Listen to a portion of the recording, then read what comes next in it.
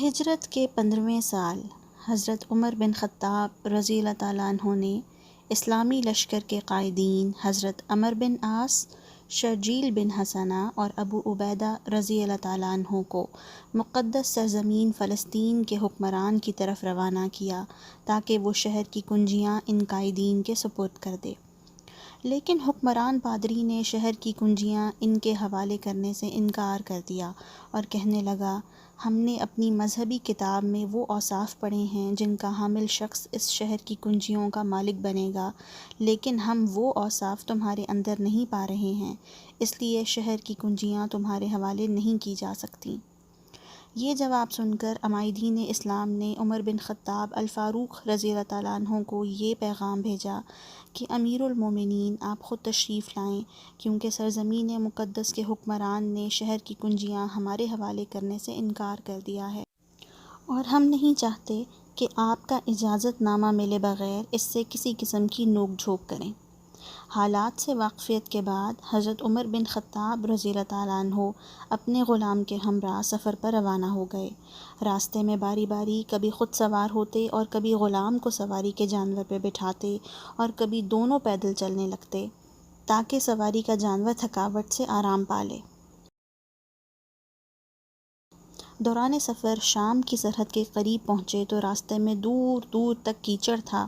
ان کے پاس کوئی چارہ نہ تھا کہ اس کیچڑ کو پیدل عبور کرتے۔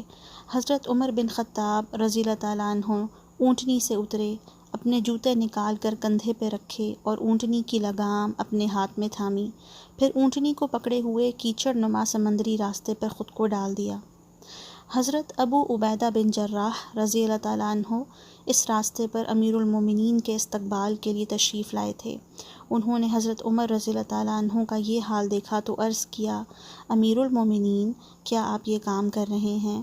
جوتے کندھے پر، زمام سواری ہاتھ میں اور اونٹنی کے ساتھ اس کیچڑ نما زمین میں؟ مجھے اچھا نہیں لگ رہا، کیونکہ ملک شام کے باشندگان سے آپ کا سامنا ہونے والا ہے۔ حضرت عمر بن خطاب رضی اللہ تعالیٰ عنہ نے یہ سن کر فرمایا، اے ابو عبیدہ، اگر آپ کے علاوہ کسی اور نے ایسا کہا ہوتا تو میں اسے امت محمد صلی اللہ علیہ وسلم کے لیے نشان عبرت بنا دیتا۔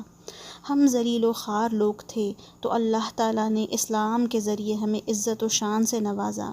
اگر ہم اسلام کو ترک کر کے کسی اور ذریعے سے عزت و شان کے متلاشی ہوں گے تو اللہ تعالیٰ ہمیں پھر ذلیل و خوار کر دے گا۔ پھر حضرت عمر بن خطاب رضی اللہ تعالیٰ عنہ سواری پر بیٹھے اور تھوڑی دور جا کر اپنی باری ختم ہوتے ہی اتر گئے اور غلام سوار ہو گیا۔ لشکر اسلام کے قائدین کی خواہش تھی کہ جب وہ فلسطین کے حکمران کے پاس پہنچیں تو اس وقت سواری کی باری حضرت عمر رضی اللہ تعالیٰ عنہ کی ہو، لیکن نتیجہ اس کے برعکس نکلا اور سفر کے آخری حصے میں سواری کی باری غلام کی آ پڑی۔ چنانچہ غلام نے سوار ہو کر اور امیر المومنین نے پیدل چل کر آخری منزل طے کی۔